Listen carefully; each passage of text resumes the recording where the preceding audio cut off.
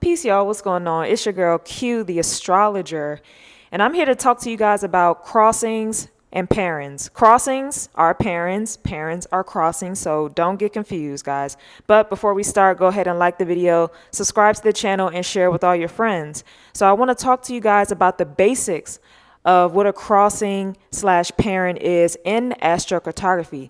So a paren is any crossing of two astrocartography lines on a map. Now, this would indicate an area in which they cross, but the entire line of latitude at which the crossing occurs is what we're talking about here. The orb of influence is approximately 1 degree either side of that particular line. Now, latitude crossings show up as our birth chart aligns with intersecting planets, right? So, for example, let's say the natives' Jupiter midheaven line and Venus ascendant line crosses in Seattle, Washington.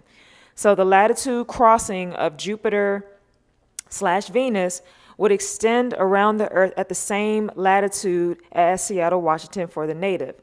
The interpretation of this crossing would then depend upon the qualities of both planets in the native's chart. Right? How is Venus being aspected? How is Jupiter being aspected is what I'm talking about.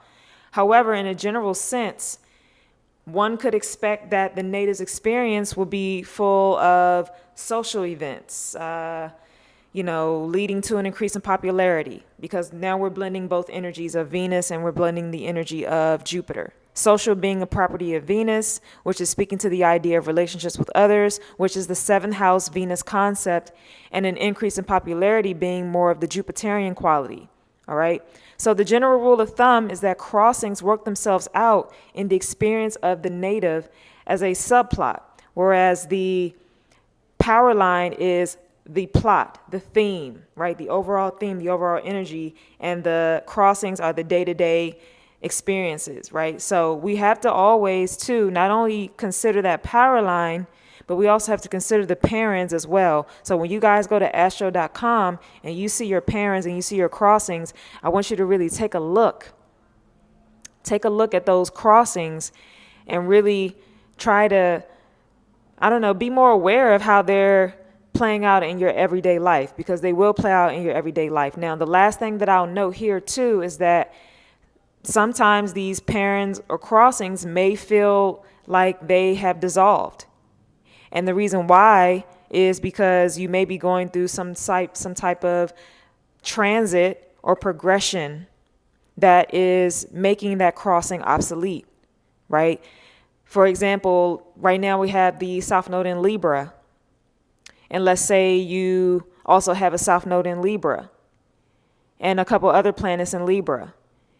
And, the South Node is what we need to let go of, what we are kind of all in the collective moving away from codependency and those shadowy themes of Libra, and trying to birth more of the light side of Libra and the more progressive qualities of Libra, more healthy qualities of Libra, while also moving 90% more into the Aries energy of being independent and being courageous and being fearless. So let's say, for example, you have a crossing of Venus crossing Mars. Now, the way that Venus crossing Mars would look like is this. Venus is love. It's like the feminine energy. It's the relationships. It's Libra. Even though Libra is a masculine sign, I'm going to use Venus as a feminine energy in this particular example. You can agree or disagree. I don't really care. And Mars is the masculine energy. So you could see this crossing as, on a day-to-day level, being approached by people to have a relationship or go on a date, right? But let's say you have the South Node now, like the South Node is in Libra, and you are Libra South Node, and you got a lot of other planets in Libra. You may feel like that Venus-Mars crossing is not there. You may have been living in this location for 2 years, 3 years, 4 years, whatever the case may be. And now with the South Node going over all of your Libra planets, which talks about being in relationship, you now feel like there's no one approaching you for a relationship. Or maybe it's not no one, maybe there's just one, maybe two, maybe less suitors coming up to you in the year that Libra South Node is transiting your chart, right? And also depending on the house, you are getting less offers, and that crossing feels like it's no longer activated.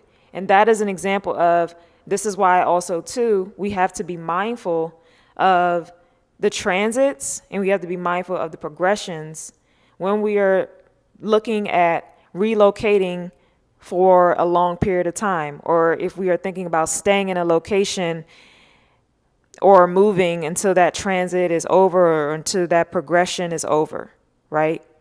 So that's more of a cyclocartography talking point. Cyclocartography is when we take into consideration the transits and the progressions, okay, which I'll talk more about on Patreon. If you want to go a little bit deeper, I will be launching Patreon content on cyclocartography, okay, where you get a little bit deeper if you want to know like really how to really look at this stuff, okay?